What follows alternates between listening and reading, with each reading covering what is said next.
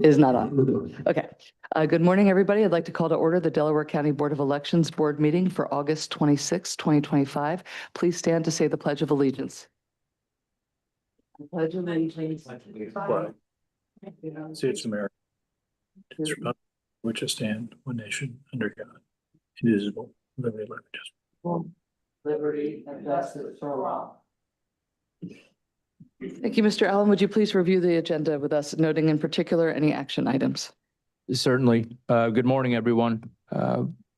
We're going to open with the public comment, followed by preparations, director's report on preparations for the 2025 municipal election, the status of consolidations, precinct consolidations that the board authorized us to move forward with in terms of court filings at the January meeting, the Haverford Township redistricting ordinance, which is a separate matter of a Haverford Township ordinance, which changes the line only between two precincts, between 4th Ward 4th Precinct and 3rd Ward 4th Precinct. We need the board's authorization to move into court on that matter. Campaign finance waiver requests, we have 3 for the board's consideration that we forwarded prior to this meeting. We have basically information news item on someone from Delaware County who was recognized as a new member of the Voter Hall of Fame in Pennsylvania. We'll have Crystal report on voter registration activities ahead of the August 5th deadline. The solicitor's report, which may include updates on litigation that is affecting all jurisdictions across the Commonwealth. Motion to approve minutes from various meetings, the next meeting date, and the adjournment. Thank you, Mr. Allen. Please, let's begin. Does anybody have any public comment they would like to make? Please. Good morning, Karis Coker, Concord Township. The sounding of that fire alarm was an appropriate introduction to this meeting. Contrary to Larkin's arguments in the hearing, re your violation of the Sunshine Act as it just being a matter de minimis. Certainly was not, it's maximus.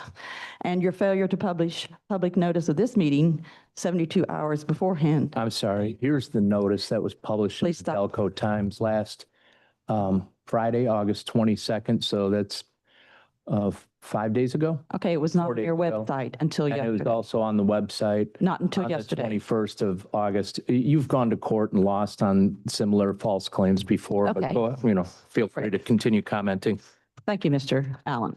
And your time has been paused. It was paused, so you will be able to continue. Thank you very much. All right, I would like to read a recently published American Declaration of Independence from Election Manipulation. When, in the course of human events, it becomes necessary for a free people to cast off the pervasive and insidious manipulations that corrupt their electoral process and to reclaim their unalienable right to a government chosen by their true, untainted will, a decent respect for the judgment of mankind compels them to declare the causes which impel this severance and reforms necessary to secure their liberty. We hold these truths to be self-evident, that all citizens are endowed by their Creator with the right to choose their representatives through elections that are free, fair, simple, transparent, and verifiable by every citizen, regardless of education or means. That the consent of the governed, expressed through the sacred act of voting, is the sole legitimate source of governmental authority. That when any system, technology, or cabal, whether domestic or foreign, subverts this consent through fraud, coercion, complexity, or obfuscation, it is the right and duty of the people to reject such tyranny and institute reforms rooted in clarity, accessibility, and public oversight. The integrity of elections conducted with hand-marked, hand-counted paper ballots under the watchful eyes of citizens is the cornerstone of a free republic, and no machine, bureaucracy, or unaccountable actor should stand between the people and their voice. The history of recent electoral practices in these United States reveals a relentless pattern of abuses, all designed to erode the sanctity of the vote and usurp the will of the people. To prove this, let facts be submitted to a candid world. the suppression of eligible voters through purges of registration rolls, intimidation at polling places, miscommunication of voting times and locations, barriers targeting minorities, the elderly and non-English speakers calculated to silence their voices, the creation of fraudulent identities, registration of deceased or fictitious voters, exploitation of lax verification to inject phantom ballots, diluting the will of legitimate citizens, the manipulation of ballots through stuffing, harvesting, discarding, or altering votes, whether physical or digital, often concealed by broken chains of custody or fabricated emergencies. To be continued.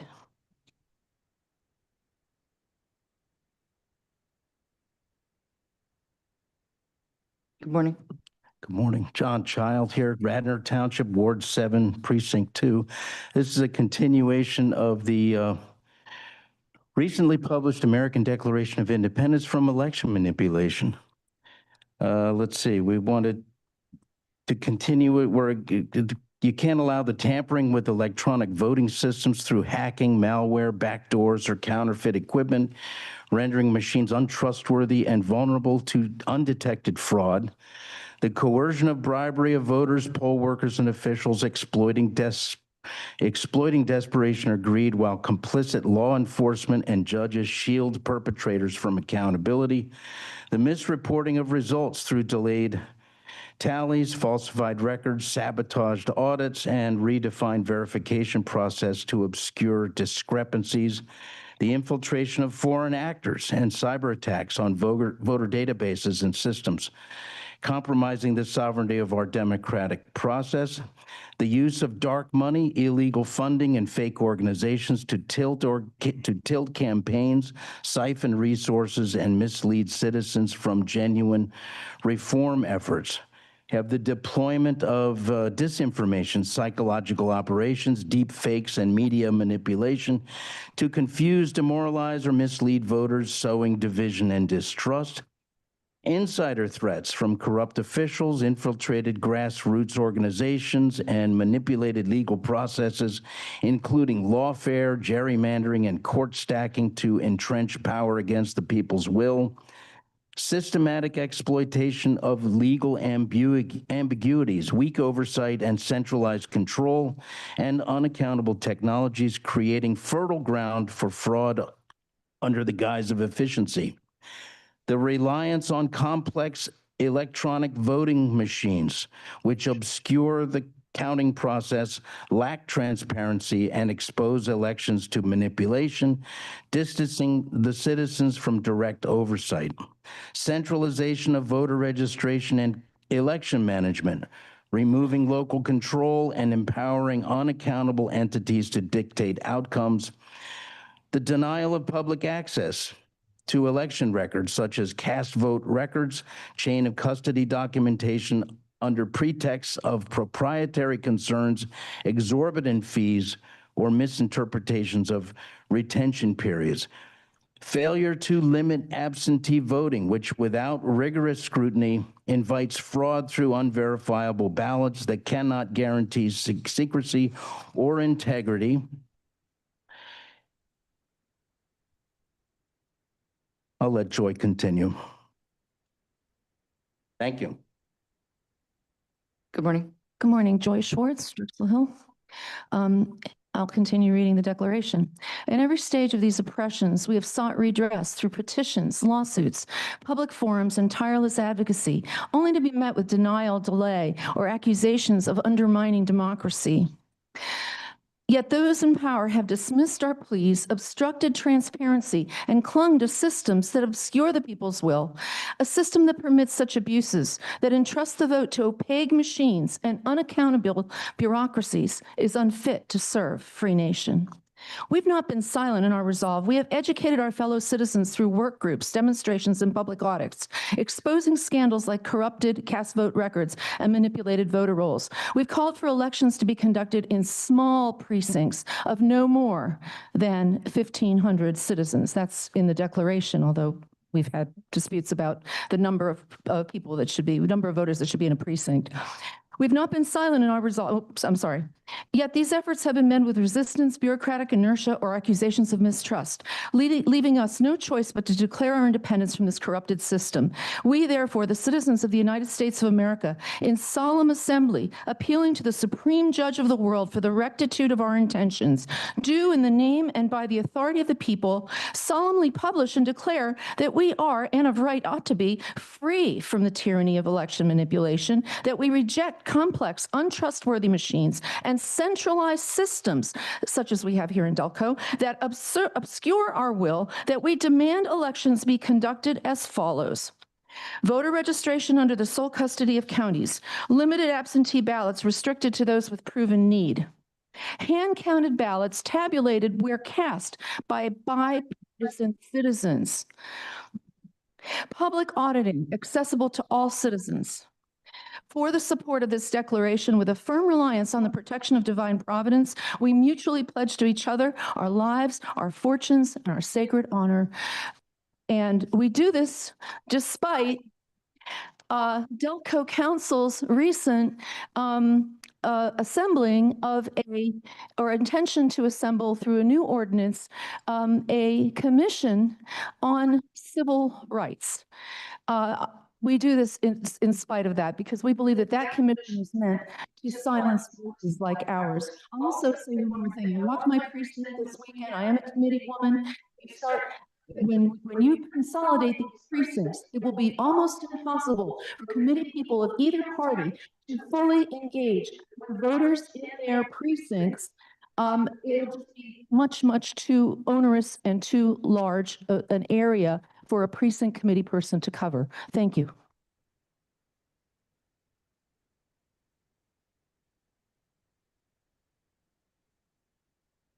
Good morning. Morning.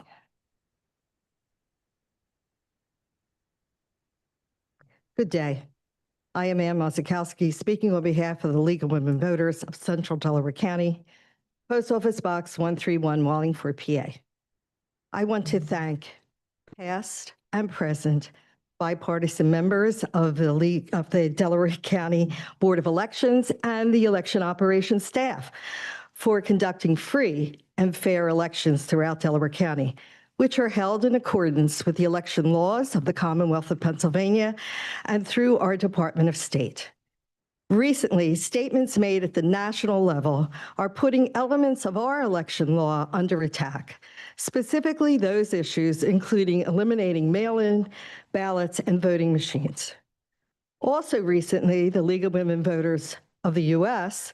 has released a statement about this issue, and I quote, "Free, fair, and accessible elections are the cornerstone of a healthy democracy. Eliminating vote by mail is a direct attack on Americans' freedom to vote. Vote by mail is secure, accurate, and trusted by millions of voters, including older adults, military members, rural communities, tribal communities, voters of color, and voters with disability. Vote by mail has proven to expand voter participation in recent elections. The U.S. president has no constitutional authority to take this action. Under our U.S. Constitution, the states have the power to run elections, and only Congress can step in to regulate those elections when needed. Attacks on voting machines are similarly misleading and dangerous. Voting systems in the U.S. already meet strict standards for security, accuracy, transparency, and accessibility with paper ballots or audit trails to verify results. Scrapping machines in favor of hand counting would undermine election integrity and efficiency, not strengthen it. The League of Women Voters stands firmly for secure, modern systems that protect every vote and hold public trust in our democracy. The League of Women Voters will fight to protect vote by mail and every method that makes casting a ballot accessible. Our democracy is strong when every eligible voter can make their voice heard, whether at the polling place or through a mail-in ballot." End of quote. And just quickly to say that we, leading up to this election, will be once again doing events to educate voters on the election process and to encourage those to become poll workers. Thank you for your attention. Thank you. And we appreciate that training and all the work that the league does. Any other public comment? All right. Mr. Allen, would you please discuss the preparations for the 2025 municipal election? Thank you, Madam Chair. Good morning, members of the Board of Elections. So there are various activities that in elections that are performed throughout the year. Many people think of elections as kind of like a pop-up operation that only runs for 2 or 3 days ahead of the, and after the primary, and then 2 or 3 days, and then on and after the November election, when in reality, we have voter registration activities, equipment maintenance, and other preparations where there's a small staff in every county around the country that performs responsibilities, performs duties throughout the year, and then expands to a rather large number, in our case, more than 2,200 individuals come election day, not including the individuals who also come from other departments to manage us. So there's been calibration of the equipment that's been going on. You check the calibration on all the voting equipment before we begin to load the election onto that. There's a preparation of there's been candidate filings this summer. So we've been building the candidate lists and going through all of the write-ins from the primary and corresponding with those individuals and getting their paperwork to determine who's qualifying for the ballot. So we've been communicating where we are with the candidate lists with the political parties and posting that as well on our website. We've been continuing to process mail and absentee applications, as well as voter registrations throughout this time. Voter registration is very definitely a year-round activity, with people updating their registrations every time they go to PennDOT and get their driver's license or state ID renewed or activated for the first time. We've been signing off on designs for materials, whether it's signage or envelopes or forms that go out with either our election day materials or our mail and absentee ballots. I'll be touching on later the various efforts related to precinct consolidations to finally right size the number of precincts, or move toward right sizing the number of precincts in Delaware County. We've also received a request that I need to refer to the Board of Elections for not this meeting, but a future meeting. We received a request from the Republican Party on whether or not we could automate the process of supplying at the precinct level the list of participants who have already come in and cast their ballot. Right now, they have access to, any party or poll watcher has access to the numbered list. That's one item inside the precinct polling place where best practice is to allow poll watchers to take a snapshot of the numbered list rather than have the numbered list removed from the poll workers and having it transcribed. So this would involve, this request is whether or not we could authorize our poll workers, and this would require a different level of training as well, authorize the poll workers to pause and hit the print button on the electronic poll books to print out a midday report. So the suggestion was that possibly we could do this during a downtime in the, typically that occurs in the early afternoon and then before the evening rush. And the desire is of the political parties and or other campaign watchers, poll watchers, to be able to obtain a list of who's participated, basically what's known when you're campaigning as a strike list, so that you can then contact possibly the individuals who they may have identified as likely to vote and who have not turned out up to that point. We have not done this in the past. This does not require any kind of connectivity or anything like that of the poll pads, but that request is in the interest of transparency. I relayed that request to the leadership at the Democratic Party, noting that I would be bringing it up to the board at a future meeting.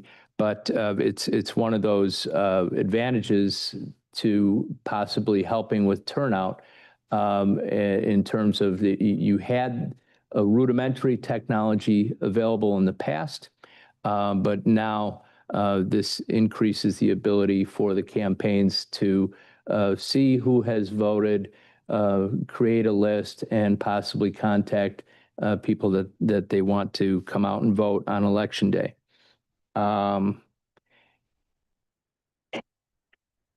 There's, on a related note, on the electronic poll books, currently the Commonwealth does not certify their full connectivity. We are going to be performing, and we've been in touch with other jurisdictions as well as the Department of State, a pilot project, a demonstration, and a test run of e-poll book connectivity.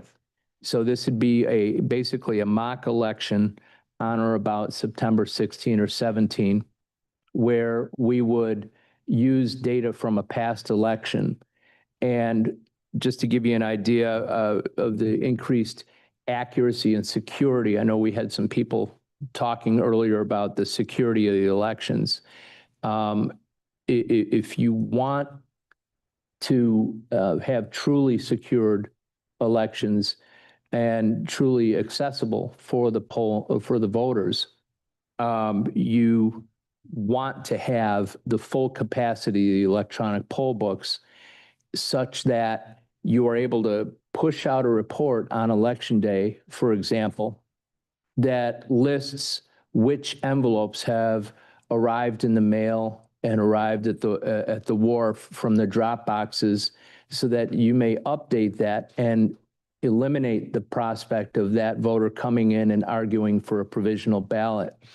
So we would be using data from the Monday before Election Day and Election Day from a past election to demonstrate how this could be pushed out to the poll pads so that they can be updated. This is something that was unimaginable with the paper poll books years ago. There was no way you could distribute 428 sets of printouts to the poll workers during the middle of the day. This is also gives voter registration the capacity in real time to push out a correction.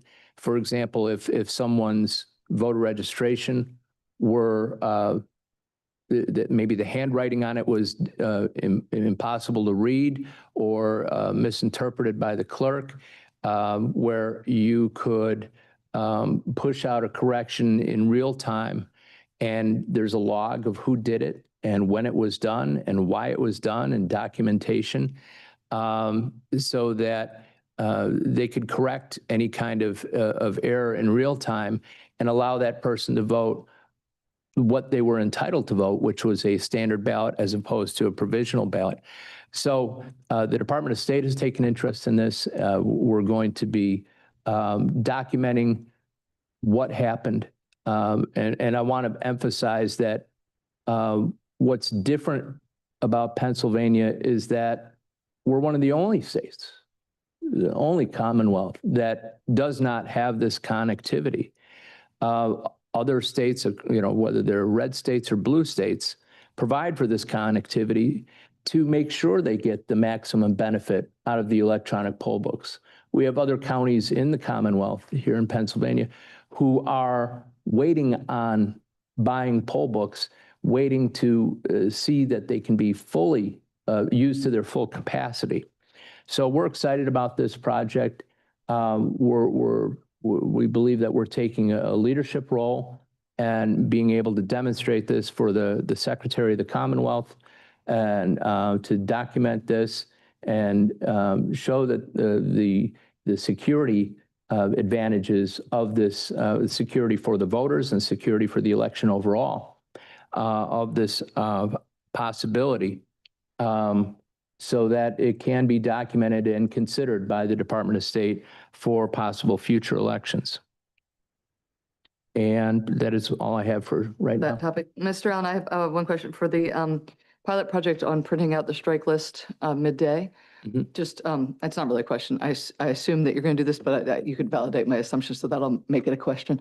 That it will be carried out in a bipartisan way. I don't want to hear that we chose heavily Democrat precincts so that they were trying to get more voters out from that, or, just to make sure that it's balanced when we exercise the pilot project to see how that works. Yes, and to be clear, we've received requests about this in the past from another Republican leader, but we were still in the process of making sure that we just covered the basics with the poll pads and made sure that we were operational. So we didn't want to offer that instruction. This is not some kind of novel instruction. It's one of the standard features of the equipment. Just as one of the standard features of the equipment, if we ever go to in Pennsylvania, voter ID, this has the capacity to read and scan that ID to make check-in even smoother. But in any event, this is a feature that's there. We would definitely include instruction on this for all poll workers, regardless of their political persuasion. No, I mean, We're either doing it everywhere or not doing okay, it. I didn't know if it was going to be targeting a few precincts or the whole thing, but that's great. I mean, I've participated as a poll worker and received strike list requests from both sides. So And this is for both sides. that is within the current certification functions of the poll pad. So this is not in any way deviating from the functions that are already authorized by state law and the certification by the Commonwealth. Well, our great training team has done such a good job getting everybody trained. We need to take another step and add a new feature that, no, I think it's a great idea. And it's certainly, I actually was, one of my early poll watching days, someone did, I wasn't Joe, allow the book of names to be taken into the break room to be copied, and it totally messed up everything. So it was a terrible idea. All right, Mr. Alberts, do you have any questions? I don't. Mr. McMeekin, do you have any questions for Mr. Allen? I don't. Thank you, Jim. All right, the status of consolidations. So in late July, I should back up. In January of this year, the board approved a list of pairs and, in two cases, trios of precincts that staff could pursue consolidation actions in court. And just as background, Montgomery County has 50% more voters than us, 200,000 more voters than Delaware County, and the same number of precincts. We have an inordinately high number of precincts, which adds to the cost of government, and it does not add to voter service in any way, shape, or form. In fact, it takes away from it. So we have in many locations 2 precincts that are already voting in the same location that are relatively small and medium sized, that when combined are still smaller than many other precincts that are operating and have been operating just fine. I heard a reference to 1,500. Many of these consolidations that we're pursuing, when they're consolidated, they're still not going to have 900 voters. So, I mean, these are long overdue. We're proud to be taking on a project that probably should have been done 30 years ago. We faced almost no critical questioning in the courts and I should back up. So we took the list that the board approved. We removed a few of the pairs of precincts where we identified an issue with the verbal descriptions, which are the legal descriptions of the boundaries of the precincts, such that if you don't have an original solid legal description, it's hard to build a new one that, you know, these are legal descriptions and verbal descriptions that were put together in many cases in the 1960s, perhaps even earlier. So we moved ahead with 46 of those recommendations and filing in court, consolidations in Darby Township, East Lansdowne, Eddystone, Fulcroft, Glen Olden, Lansdowne, Nether Providence, Prospect Park, Ridley Township, Sharon Hill, Trainer Borough, Yeadon Borough, Chester City, Chester Township, Clifton Heights, Collingdale, Marcus Hook, Norwood, Upland, and Upper Darby. And in most all of these cases, with a few exceptions, there are perpetual staffing issues. So it's not just a matter of the expense of programming and using a moving company and then getting election results and recruiting and training poll workers. There often is a total lack of poll workers. And even though there were some people who spoke up back in January, there was no one who ran for Joe or inspector in many of these precincts at the primary. So consolidation of these precincts makes total sense in terms of trying to properly staff them, as opposed to trying to take one panel and stretch them across two artificially small or medium-sized precincts to try to staff that precinct. But the cost savings, as well as just the administrative savings, are significant. Over the course of each year, you're talking about $100,000 just in the panels that serve at the poll workers, not including the savings of reduced number of staff needed at the warehouse to program and test equipment, the trucking company to move the equipment to and from the polling place, poll worker recruitment, time and effort and phone calls to municipal leaders and party leaders, many of whom are exhausted, and some of whom, quite honestly, told us ahead of this primary, please move ahead with these consolidations because finding people is next to impossible. So we received notice, or the court dates rather, from the Court of Common Pleas on July 29th.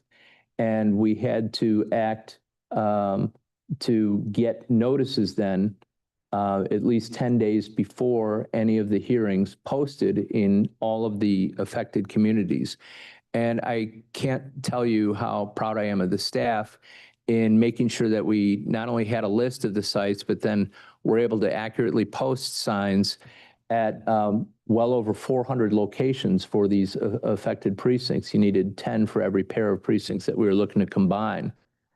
So probably close to 500 or more sites that we had to post. And we had the assistance of the planning department in putting together maps to make that process as efficient as possible. So we had the court hearings.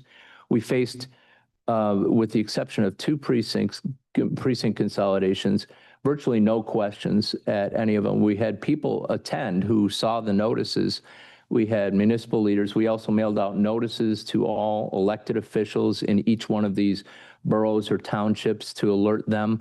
And I was invited to speak at one of the boroughs, Trainer Borough, for example, where you have 3 precincts. Why? I have no idea. I mean, we have other boroughs like Morton and Chester Heights that are larger, that have 1 precinct. And I spoke with the Trainer Borough Council and answered all of their questions. We have 3 precincts there that all vote together that will ideally become 1.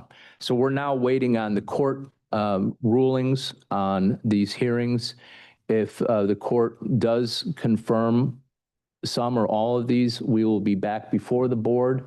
We will also be forwarding the hearings back before the board for a final vote. We will also, we're forwarding these hearings and the proposed verbal descriptions of the consolidated precincts to the Department of State. If we get some or all of them approved by September 15, I anticipate working with the Department of State to only do the easiest ones for this fall. For example, there are 2 precincts currently in East Lansdowne that already vote together at the East Lansdowne Borough Hall. That is not going to change any other precincts. So it's not like you have precincts 1, 2, 3, 4, and 5, and you're consolidating 1 and 2, and then you have to change the numbering of another one. It's a pretty straightforward process in the case of East Lansdowne, where you have 2 precincts. They would be voting they would continue to be voting together. They would just arrive at the Borough Hall, and there would just be 1 table for check-in instead of 2 tables and 2 setups of equipment. Same situation in Eddystone, same situation in Trainer Borough, same situation in current wards where there are only 2 precincts right now. For example, in Darby Township, 3rd Ward, 1st Precinct. There's also 3rd Ward, 2nd Precinct. So that would simply become Darby Township 3rd Ward, just like there's only 1 precinct for Darby Township 1st Ward and 2nd Ward. So we would only be focusing on the dozen or so that are super easy. That would give us more time to work in between November of this year and February of next year to handle the other 35 other consolidations, assuming all of them are approved, and give us more time to communicate with the final results of those consolidations, as well as renumber any higher numbered precincts and make sure that those voters are aware of that. So no matter which ones we approve, notices would go out to all of the voters in the affected precincts, even if it's an inconsequential type of change like the one I described in East Lansdowne. So where they're not changing polling places, it's not affecting anybody else in a precinct that wasn't consolidated. It's a pretty straightforward process. So whether it's the ones that we would attempt to do this fall or the ones that we attempt to do early next year, all voters in the affected precincts, including any precincts next in the winter that have to be renumbered, those voters would receive notices saying that you used to be in precinct 7, you're now in precinct 5, but you're still voting at the same location as you were before. So not many voters are tuned in with which precinct. They know where they vote perhaps, but you know the number of their precinct. But just in case there are voters of that mindset, we'll have time to notify them. September 15 is basically our internal deadline for knowing whether we're going to be moving ahead with the dozen or so easy consolidations. If it's not all approved by the Department of State, by that time, we won't be. It's that simple. That also gives us adequate time to work with the poll workers there. In the case of Trainer, it's really straightforward because we have to bring in people from outside of Trainer and scramble. So it's not like we're going to have to decide which ones are going to be serving at this upcoming election. Great. Well, I'm excited about this project. It's a really important one.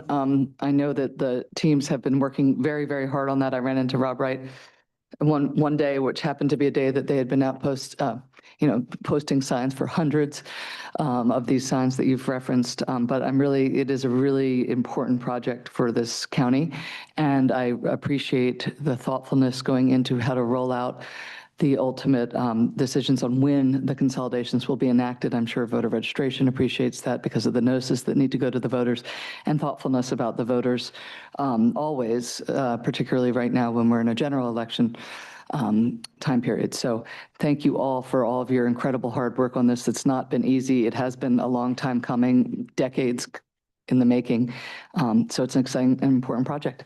Mr. Alberts, do you have anything you want to say or ask? Just thrilled to see it moving along, and hopefully we'll get as many of these done as we can by November. But we'll see. It's not entirely under our control, so Right. just excited to see it moving forward. Mr. McMeekin?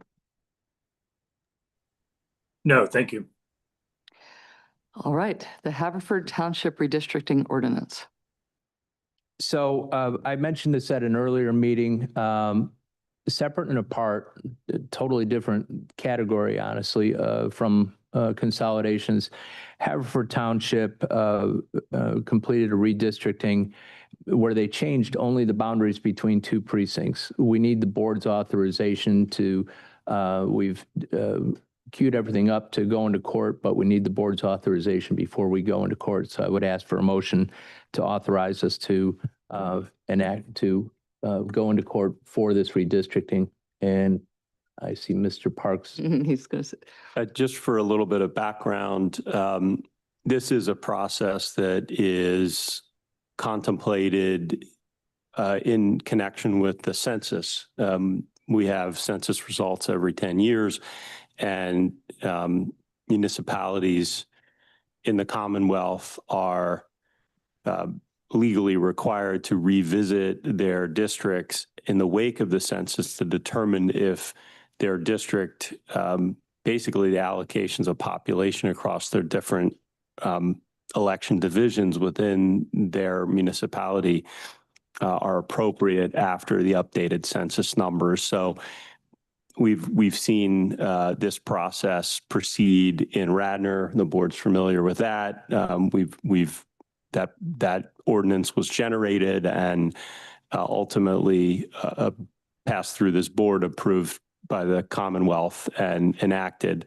There is a similar process happening in Upper Providence Township, which has been tied up in the courts for a number of years on a very nuanced legal question about whether the counting needs to be of registered voters or of people who are essentially eligible to be registered voters or citizens. There was some inconsistent language in different authorities there, and that had to work its way through the courts and went up to the Commonwealth Court and is now back before the Court of Common Pleas. And I think at this point has actually already been resolved, although there's some ancillary proceedings pending there. So this would be a third iteration of that process, but just for a different township. Right, so just to make sure, Mr. Parks, just for people, in simple terms, the township has to carry out this process and make recommendations consistent with the census changes from the last census, and that they can affect precincts. And in this case, it only affected 2 precincts in Haverford Township. And I understand it's a pretty minor effect, actually, which is great in terms of the boundaries. I think that's my understanding of the underlying facts, but you're correct as to the context, yes. Yeah. And so what we would be approving then is to move forward with the precinct changes consistent with the township redistricting. Correct. Okay. Does anybody have any questions? No, just a comment. I followed this one closely, read some of the reports that were given to the Board of Commissioners in their meetings, and I've managed campaigns in Hereford Township for over a decade, and know these precincts and wards pretty well. This is it is a very minor change to the extent that I believe both wards are both very heavily Democratic at this point in terms of registration and voter performance. And to the extent that there is partisan diversity, it's not affected. It's completely different other side of Ward 3. Moving this slight boundary doesn't even change that partisan performance. It just adjusts the population numbers slightly. So Thank you, Mr. Evans. Mr. McMeekin? No comment, thank you.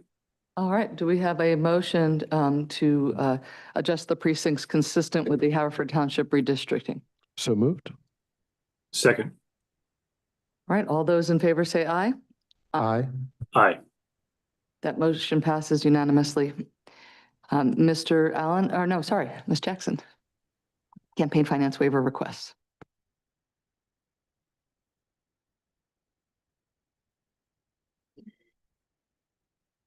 Good morning, Lisa Good morning. Jackson, Campaign Finance Supervisor. Today I have 3 waiver requests for your consideration. We first have Lansdowne Republican Party. This was an older request. The treasurer cites that they resigned in 2019 and had some issues reporting that, and they were instructed to keep their bank account open. But although they might have resigned in Lansdowne, they never formally resigned with the county.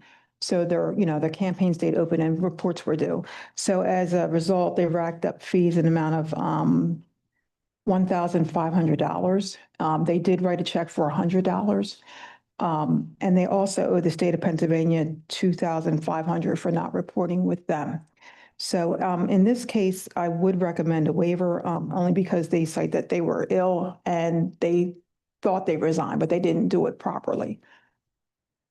The second waiver I have. I think Mr. Alberts has it printed here. I think you wanted to discuss it, but Oh, sure. Well, you can go through all the reports and we can discuss them individually, or we can. just do it now. I mean, Okay. yeah. Yeah, but it's my question is, have they in fact now formally resigned or taken steps to wind down the committee? Or are they? Yes. Because I read this was sort of a Yes. heartbreaking story. Yes, they want to terminate, Okay. but the problem was that they couldn't terminate until the campaign account was zeroed out. Right. So they finally did zero the account out, and they went to, so after the waiver is either approved or denied, they would terminate. That was my, I just want to make sure we were stopping the bleeding Yes, here. yeah, because yeah, They got bad exactly. advice and they should Yeah. not have continued on as they did. Exactly. I'm glad we're getting them to a good, I mean, the fact that they gave us the litany of all the health problems they're having and they still sent a check. I mean, they're obviously trying to do the right things. Right, right. And I've been trying to work with them over the years. I just didn't, I don't think they understood that Yeah. they didn't formally resign either with the state or with the county. Yeah, but you've been guiding them through that process. So they, Yes. great. Thank you so much. And to be clear, this would address only the county level fines. The state is a totally different proposition. Exactly. From what I'm told, the state of Pennsylvania does not waive campaign finance fees. So they have to work with them to process that, Okay. what's owed, but. Thank you for continuing to work with us. Mhm. Okay, the second committee I have is the Democratic Committee of Sharon Hill. The new treasurer is asking for a waiver. The previous treasurer was non-compliant and she was successful in getting their reports up to date. And she, obviously is not responsible for the previous treasurer's, failings. She's asking for a waiver of $500 in late fees that they owed for 2 years. And again, I would recommend a waiver of this fee because the old treasurer was non-compliant. Thank you. And then we have Darby Borough Democratic Committee, Democratic Party, I'm sorry. They have been non-compliant since 2022. They owe fees in the amount of $870. The previous treasurer had resigned 2 years ago. The chairperson I was working with was Darren Burrell. He's the current mayor of Darby Borough. He has not been totally compliant. So they got a new treasurer, and the new treasurer is trying to get them up to date so that their reports are filed timely now.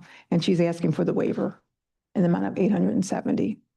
And in this case, I would also agree because, I can't hold the previous treasurer responsible and the chairperson's not compliant either. Right, I mean, I think it goes to the heart of what are we trying to achieve by the fines? Are we trying to achieve compliance and efforts towards compliance? And Yes. it's like your recommendations are thoughtful about who you're seeing that type of effort from. Yes, it seems like the treasurers are kind of just dropping off and they're not, I don't think they understand the full process of, that they're personally responsible for these fines. So, yes, I'm trying to educate all the treasurers on what their responsibilities are. Well, thank you. Mr. Albertson, other questions? Yeah, just a general question, because this particular scenario seems to happen frequently. In a case where a previous treasurer, the error or omission or whatever discrepancy happened under their watch, my understanding is that they would be responsible for those fines, and then the new treasurer would not be. So in these cases, are we waiving fines that have been issued against the people who are trying to fix the problem? And are the people who caused the problem still on the hook? How do we parse that? Okay, so how we're looking at it is the fines fall under the committee. So if the committee is still open, somebody would owe those fines. And it is the personal responsibility of the treasurer to pay the fines.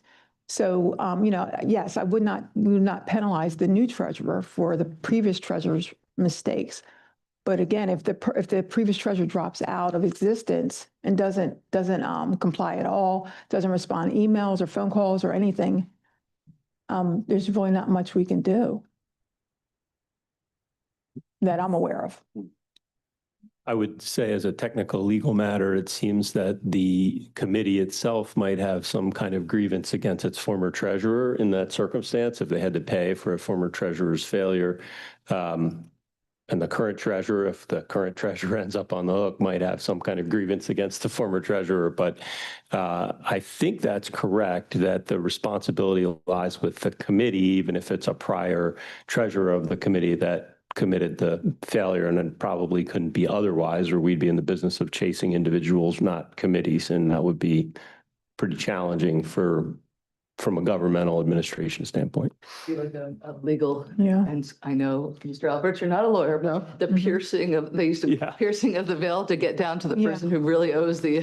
I guess because the reason why I ask is that I know that the fine is the personal responsibility of the treasurer. It cannot come out of the funds of the committee. Correct. And so does that responsibility stay with the person, or by vacating their position, they relinquish that responsibility to whoever, it's like when you sell a house that has termites, it's like, well, your problem now, right? And I want to make sure that we're not creating a situation where we're rewarding sort of a shell game, or that Yeah. we're maybe, Right. Well, right.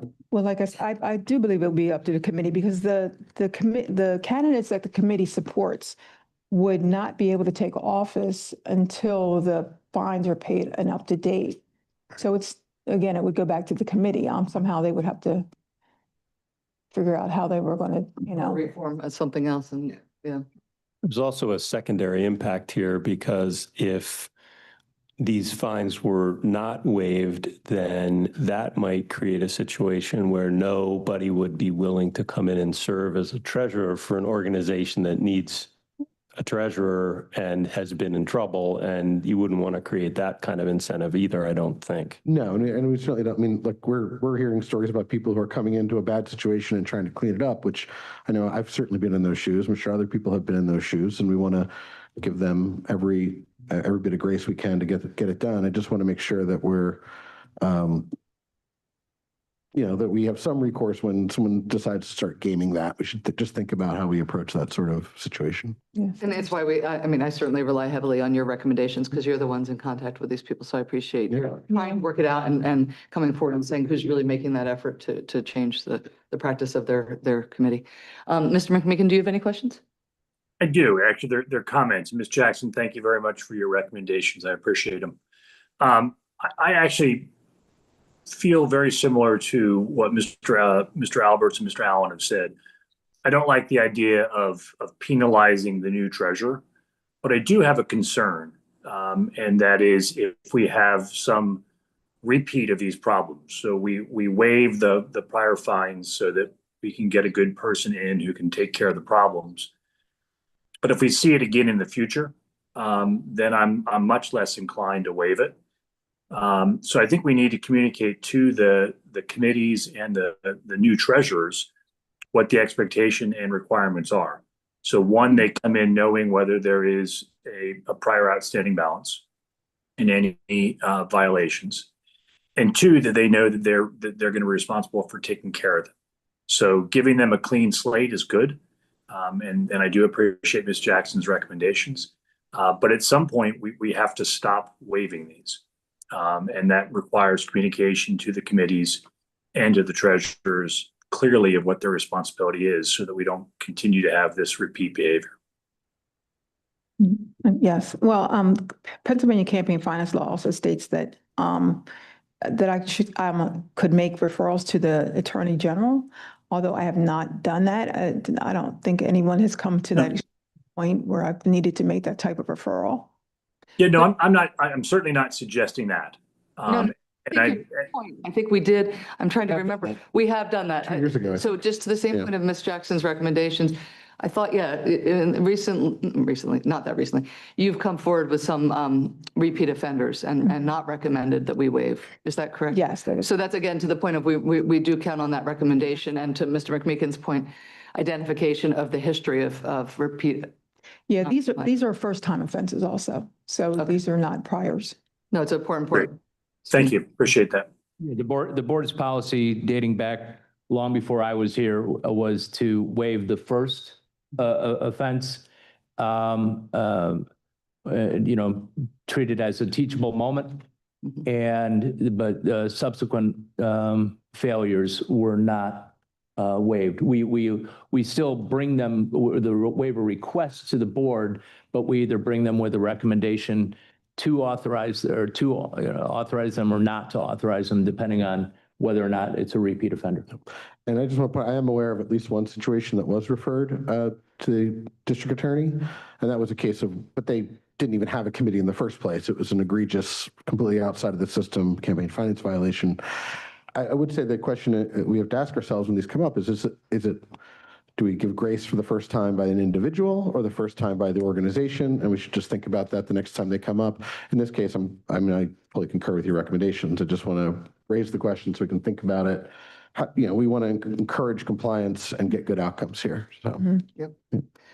All right, is there a motion to accept the three recommendations to waive to accept the campaign finance waiver requests that Ms. Jackson has presented? So moved.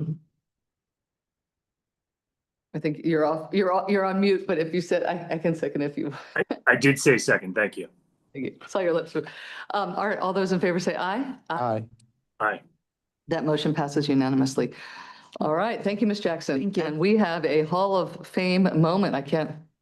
I'm excited to hear about this. Ms. Winterbottom. Good morning.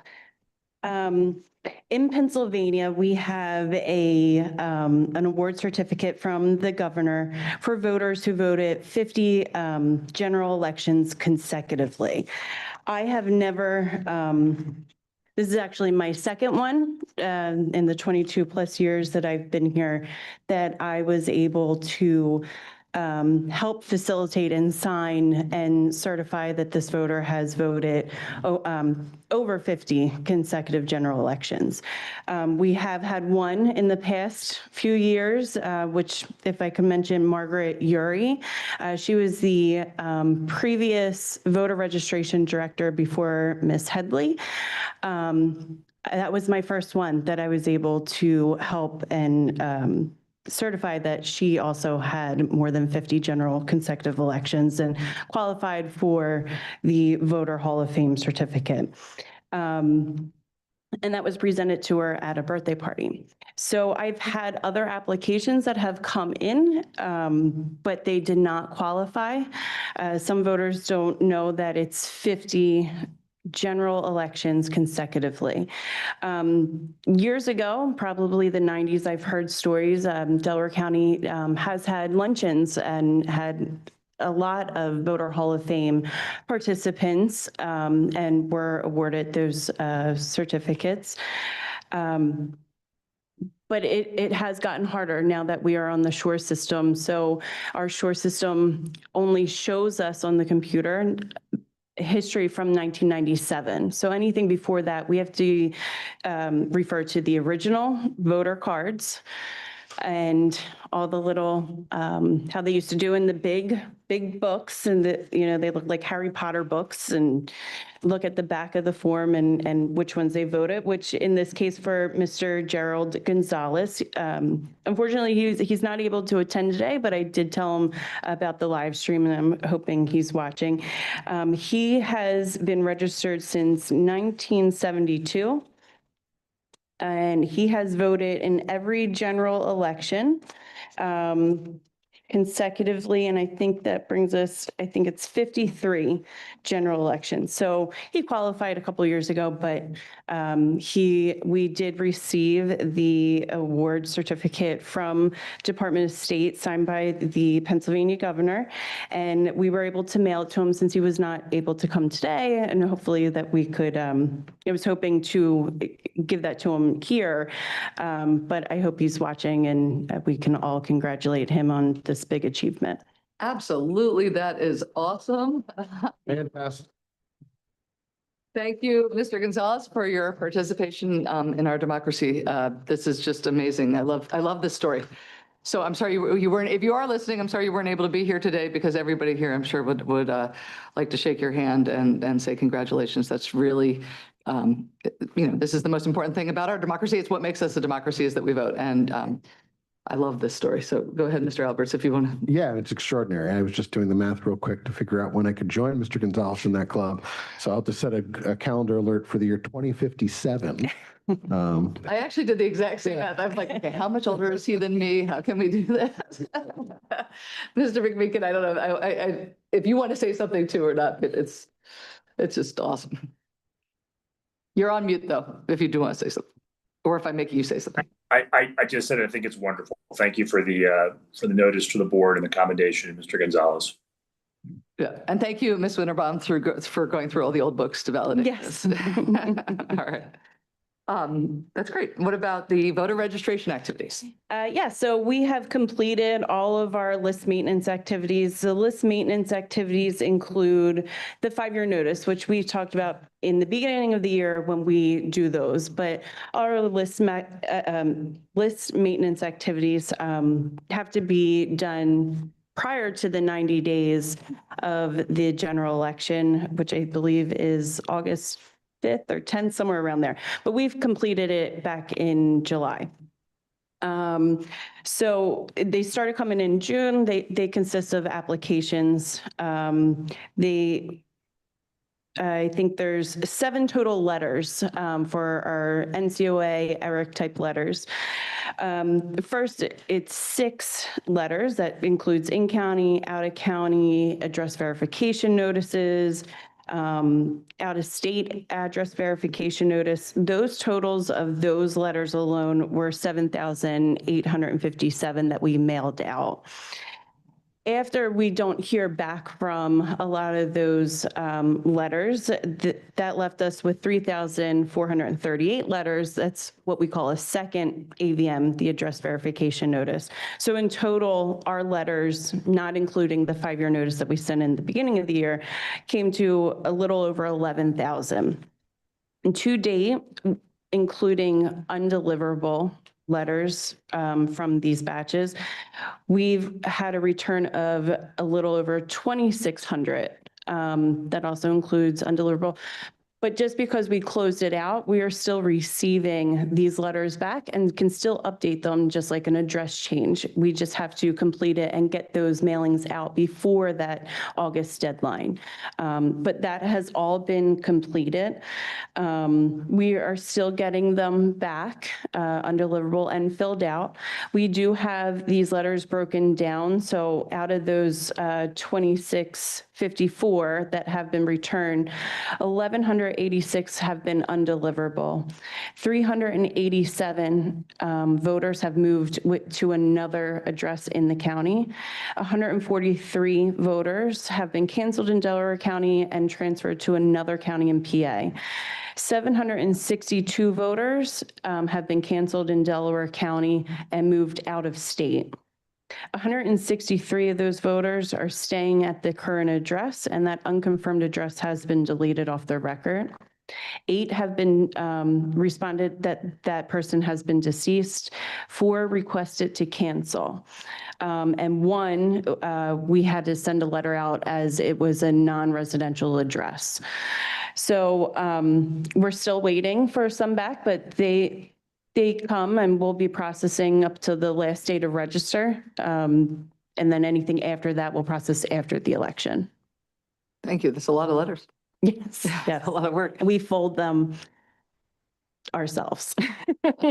Paper cuts to show. for it? Yes. All right. Any questions for Ms. Winterbottom, Mr. Albers? No. Mr. McMeekin? Yes, I do. Thank you. What is a non-registered address or a business address? Can you register to vote if you don't have a home address? No, so we do a lot of investigation. We use our county tax system. We work with Julie Del Muto at our mapping office and planning, and we investigate a lot of the addresses. So no, you cannot register from a PO box. You cannot register from a business address.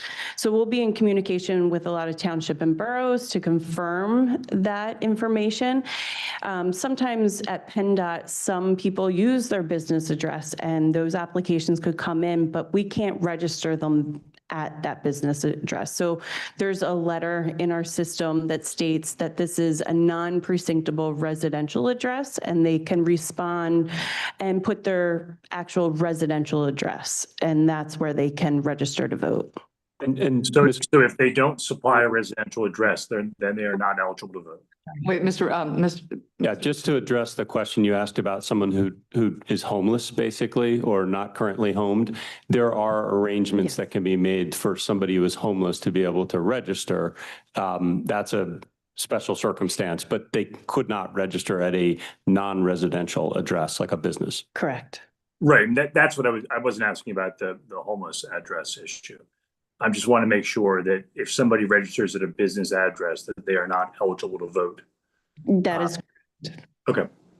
I believe, I mean, of course, the obvious exception is there are properties that are zoned both commercial and residential that are mixed use. I'm aware, I think there was a law firm in Upper Darby at one point that represented people who were experiencing homelessness and was zoned for residential. And that was like the kind of special arrangement that Mr. Parks referred to. That is a commercial property, but it's also a residential property. So it's, yes, and that's where we'll be in communication with that township or borough, or even sometimes the fire marshal, where they have it coded that it also can be a residential, and maybe our tax system on the county side just hasn't been updated, which I know there's a little delay in updating. So that's when we reach out to those townships to confirm that. And everything's always been worked out, or that voter has been like, okay, here's my residential, and we can update it that way. Well, thank you. Thank you for all your efforts Yes. on our voter registration. To keep it accurate, I really appreciate it. That's a lot of work. Thank you. Thank you, Ms. Winterbottom. All right, Mr. Parks. One quick update, but a significant one. Just literally a handful of moments before the meeting this morning convened, I received an electronic docket notice of the issuance of a precedential opinion in a case currently pending before the United States Court of Appeals for the Third Circuit called Eakin versus Adams County. Adams County just happens to be alphabetically the first county. All counties were named defendants in this case, the gist of which originated out of the Western District of Pennsylvania and was dates back to 2022.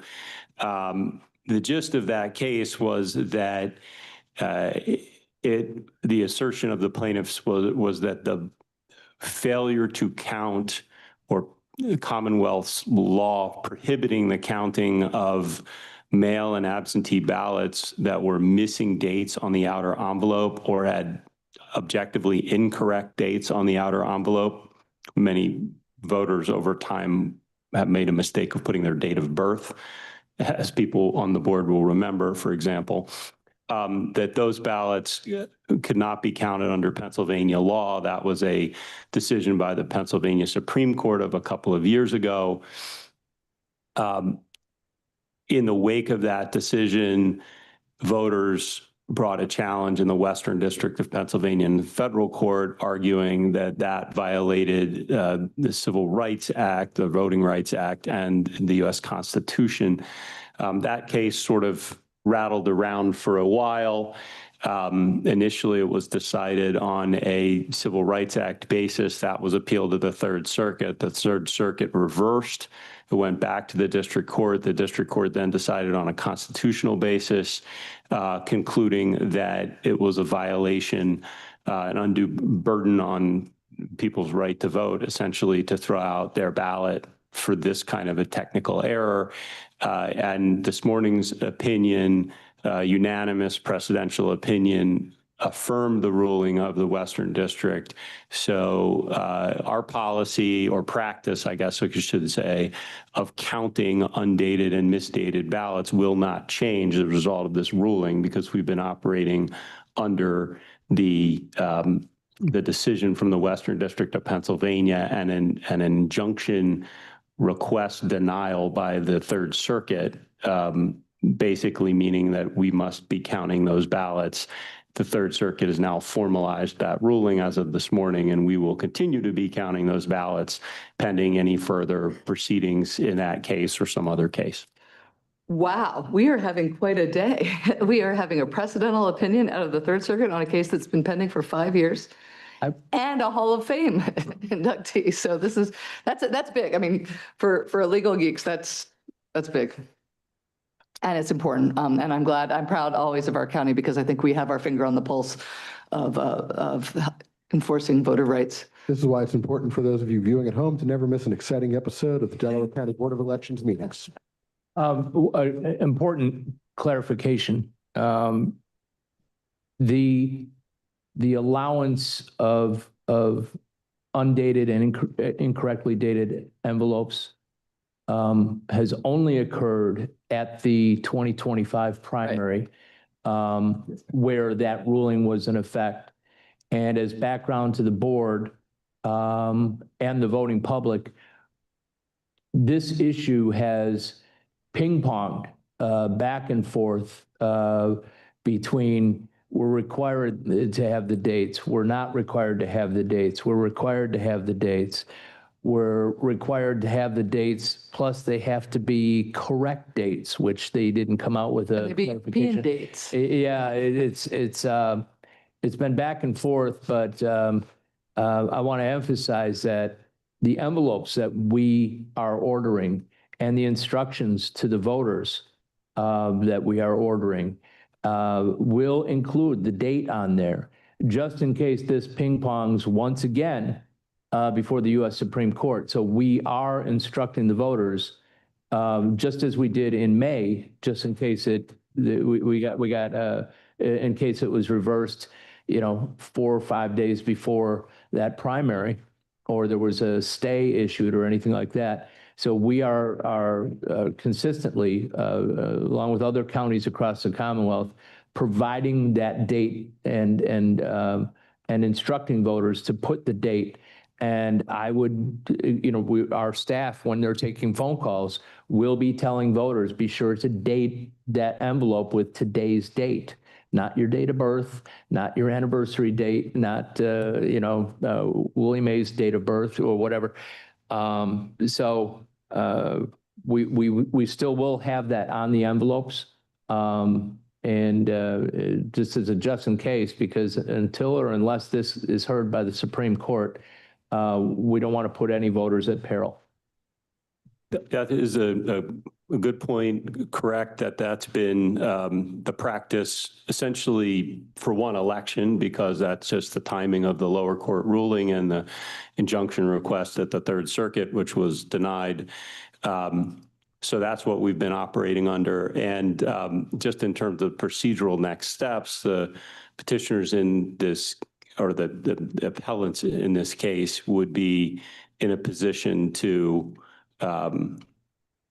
challenge, let's just say this, the losers in this case would be in a position to challenge the decision or proceed two additional ways. One would be to seek en banc review, which means the entire Third Circuit rather than just a 3-judge panel of the circuit. And that's a pretty rare type of relief for a circuit court to grant, but it is something they could ask for, or they could seek a writ of certiorari to the United States Supreme Court, which again, statistically speaking, is quite a rare thing, although in a voting rights case of this sort, I suppose there's a higher prospect of such a writ being granted. But we will be watching the docket carefully, obviously, and we will be honoring whatever decisions come out of the courts about this to come, and there may not be any, or there may be. We'll just have to wait and see. Yeah, and I think by ping-ponging what Mr. Allen was politely not saying was administrative nightmare. And Mr. Parks and I have been living with this case since before any of the rest of you were on the board, although many in the audience were here and active. At some level, personally, I just would rather we have a decision one way or the other for administrative purposes. But personally, I also agree with this decision. So it's, in my opinion, a good legal decision. And also, it's not full clarity, Mr. Allen, you've noted, but it is some clarity at least for the general, and that's appreciated. Anybody else want to say anything about Eakin on the board? Hurrah. All right. Thank you, Mr. Parks. We have numerous, I don't know if you have the dates there, but we have numerous minutes. I had reviewed, I think, some before, but reviewed them again. Mr. Alberts has reviewed them. I don't know, Mr. McMeekin, if you, okay. Do we, I think for the purposes of well, first, does anybody have any edits or comments from Mr. Allen and team on the minutes that, no, okay. No. Let me make sure I get this right. So there are minutes from the January, March, April, May, and June meetings of 2025. Yeah, and August. Oh, that's the notice, never mind. Okay, all right, perfect. So do we have a motion to approve the minutes for the January, March, April, May, and June board meetings? So moved. Second. All right, all those in favor say aye. Aye. Aye. And that motion passes unanimously. Mr. Allen, what is our next meeting date? Currently, we don't have a date set. I mean, we would meet the fourth Tuesday of September. However, at the call of the chair, if we have a determination sooner from the Department of State regarding the dozen or so consolidations that we consider the easy ones that will have virtually no impact at all on the voters, we may be calling a meeting to hear those to have a hearing and formalize those recommendations. And that would be soon because the internal date you set was September 15th, is that? Yes, ma'am. Okay. All right, so, For the record, I will not be able to attend the fourth Tuesday of September. So it would be preferential for me to schedule that for another date. yeah, okay. But I'm hopeful that we'll have that decision. So we need to be, and then we need enough time to give public notice of our meetings. So keep a lookout. Okay. All right. And in honor of what Mr. McBlain or whoever started the practice, is there a motion to adjourn this meeting unless there's anything else? Anything else? No? Oh, I'm sorry. Do you have a question? That is normally not permitted, but given that it's a special day with a voter hall of fame and a precedental decision of the Third Circuit, is there any issues with that, Mr. Parks? Am I going to get myself in trouble? Well, I mean, that's, I will just caution you're creating a dangerous precedent. That's Okay, all. I'm creating a danger. How about we make ourselves available afterwards? Okay, apologies. I don't want to get into a point where what you may know, because you may have participated in it, but I know during COVID is we had board meetings that lasted 6 hours. I know you're not doing that, but it wouldn't be you. All right, then. Is there a motion to adjourn this meeting? So moved. All right. Second. All right, all those in favor say aye. Aye. Aye. Yeah.